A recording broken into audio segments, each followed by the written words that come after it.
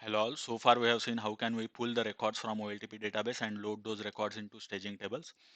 And entire configuration we have written into Python program. And as you can see, we have written different Python files for that, like main.py, which indirectly calls DAO.py file, which returns source and connection objects.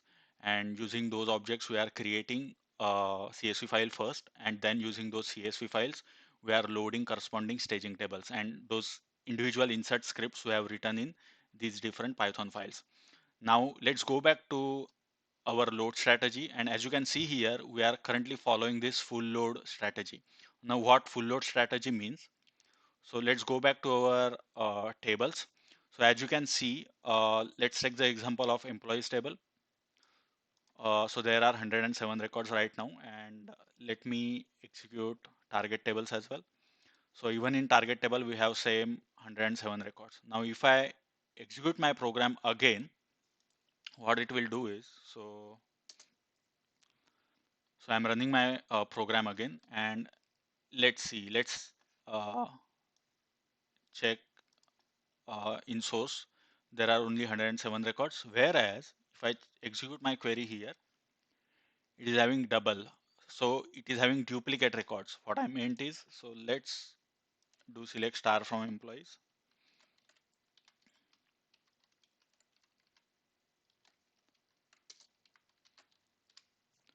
Okay, so it is pulling all the records every time.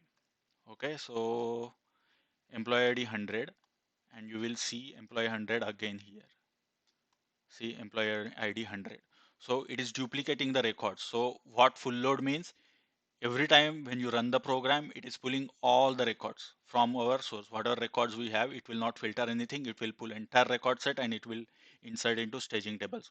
Now, the full load strategy is correct, but the problem is we are duplicating those records into staging tables. That should not happen. As I have explained earlier in very first video, in staging tables, you should not keep a history. Rather, this is not a history.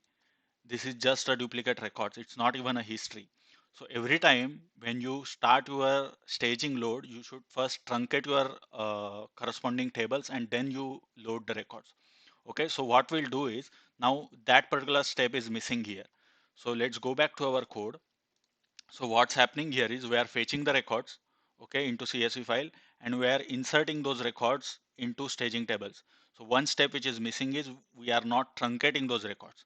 Okay, so let's create separate functions to truncate the records. Now you can add the truncate statement in individual Python file, but that code will be repeating. So instead of that, we can create a generic function. So def truncate truncate truncate table, and I will parameterize it. So table name. Okay. And you need to remember one thing, like our target table. So we have to truncate target tables, not the source table. We have to truncate staging tables. And if you can see, our staging tables always start with st underscore. Okay. And that st underscore is missing. So if you want to truncate the staging tables, you first need to add st. So what I will do, um, so SQL query f truncate table st underscore, and I will give this parameter table name. Okay, and let me print this query SQL query. Okay, and I will call this truncate function here. So we need to call truncate function before inserting records into that particular table. So I will paste it here and let's run it. Let's see what happens. Okay, now this statement is correct. Only one thing what we can do is we can give the prefix or schema name. So let's run it again. Yeah, this is perfect. Okay, now we just have to execute. Our statement is ready. We just have to establish a connection and execute that statement. So let's go back to our employees.py file, and I will simply copy this guy. So we have this connection ready. I have created the connection object, and as I said, this is the target connection object. We are creating the cursor and we just have to execute that statement. So cursor execute. and I will pass SQL query, and I just have to commit close. I'll copy all these three guys. Perfect. Okay, so let's go back to our database. I will remove this. So if I check records now, so there are 25 records in countries table. Let's run this. So in this case, there are 100 records 4 times. So I might have run this program for 4 times. That's why there are duplicate records in that. So now if I run it, okay, what will happen is, I will not print it here. I don't want to print that query again. I removed it, so it will print only the table. So what will happen? It will first fetch the records from source.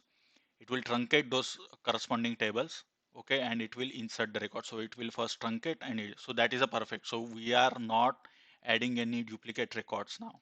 So let's run this again. Okay, why this truncate is getting printed? Okay, I should not add this. Let me remove this also. Let's go back. 25. This is correct. Okay, perfect. Okay, so no matter what, how many times I run this program, it will not insert duplicate records into staging table. So that is what we wanted. So it is still a full load. It is, so we are still pulling every time all the records. We are not filtering any records from source. We are still, it is still a full load, but we are avoiding the duplicates now. Okay, that one part we missed earlier. Now the next part is we have to handle exception. What I meant by exception is, let's go back to our employees table. So maybe in second or third video, we saw the significance of this fill NA. Okay, let's try again. What I will do is I will uncomment this, or I will comment this. So if I run this, see, my program failed. So it started, it executed, my program got executed till jobs. Okay, and after that on for employees table, like it got executed till here, and for employees table, uh, there was some issue, so it failed. Okay, and my entire program got terminated. That should not happen. If there is some data issue, it should handle that data issue, and my program should resume. It should not terminate at all. So ideally, whatever data issue is, it should handle that data issue, and then it should resume with job history load. Okay, but that's not happening right now. Why it is not happening? Because we are not handling that exception. Now let's go back to our documentation, and if you go at very end, so I have mentioned this code. Now this code I have got from this link. Okay, and just have to Google it, like how to handle exception in Python. So how to handle exception in Python, and this is the link I have mentioned here. Okay, so let's open this link, and let's jump to example directly. So as you can see here, what they are saying, okay, in Python, exception can be handled using try statement. Okay, so basically they are using this try statement, and inside that they have written in their code. The critical operation which can raise an exception is placed inside the try clause. The code that handles the exception is written in except clause. Okay, so if something goes wrong between between try and except block, that exception will get handled over here. Okay, now here they haven't, so let's go further and let's look at this line.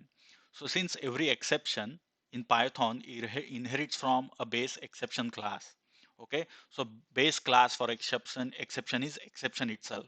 Okay, so you can have different subclasses, so as per your need, but in our case, like, we don't have any such specific need, so we are using this generic class, the very base class, so which will handle all types of exceptions. Can also be performed about task in following. So they have given this example. So what I will do, let's go back here in our employees.py file and add this execute statement. Okay, inside try and catch block. So try colon, and I will indent it. All right, except, and they have written exception as E. So I will just write that exception as E colon, and I will print that E. Okay, this is perfect. Now let's run our program again. So as you can see here, earlier, before when I don't have this try and except block, my program got terminated at jobs itself. It did not. Ideally, it should run this job history, but it did not run. Since there was some data issue in employees table, it failed. It the entire program got terminated. So let's run this again now. Okay, it's throwing some error because it is inside this exception block, but my program never got terminated. It handled that exception and it resumed with job underscore history data load. Now let's go back to our database and let's see how many records we have. So I will execute this. This is source. This is target. Okay, as you can see here, for remaining tables, the record count matches, but for employees table, there are 0 records got inserted.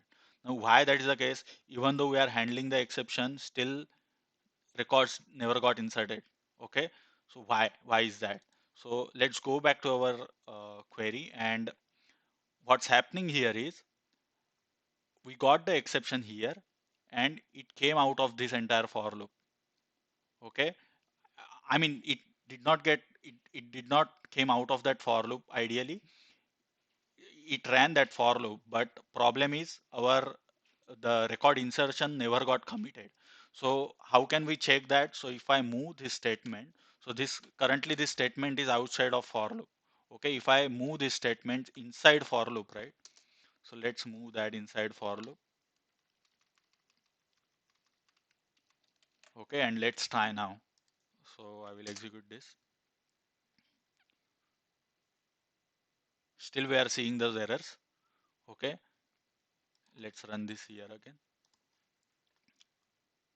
See, now we can see there are 34 records which got inserted and remaining records got errored out. Now why those records got errored out? Let's check that. So what I will do, select star from.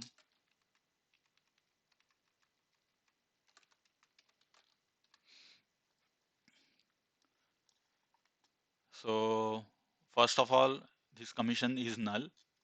Okay. So let's filter out where commission percent is not null.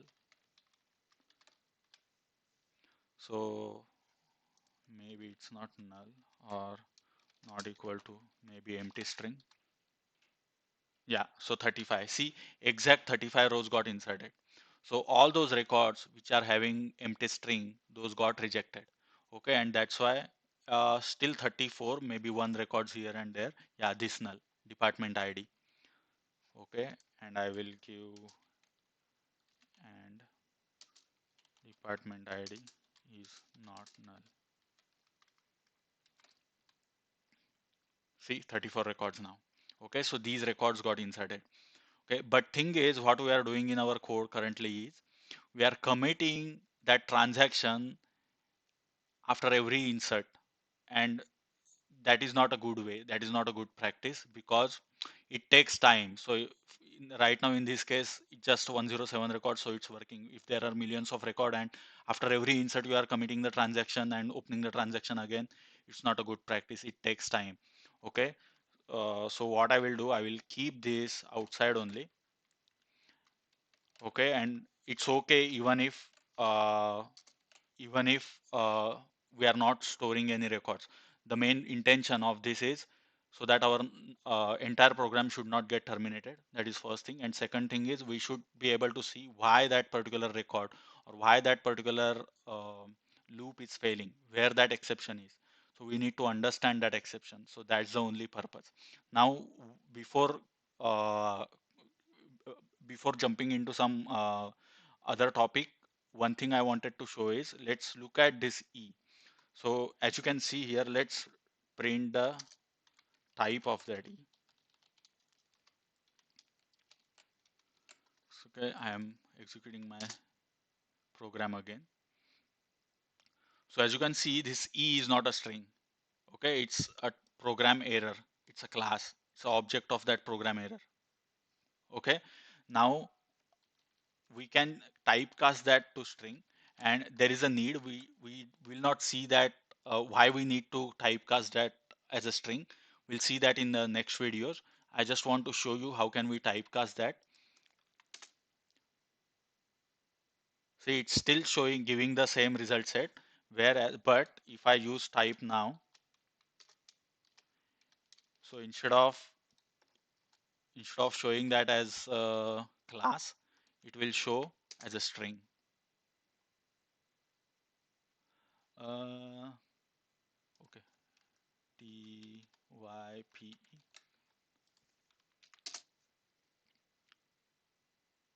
All right, see, it is showing as a string. Okay, earlier it showed as programming error. Okay, so that's the difference, and there is a need.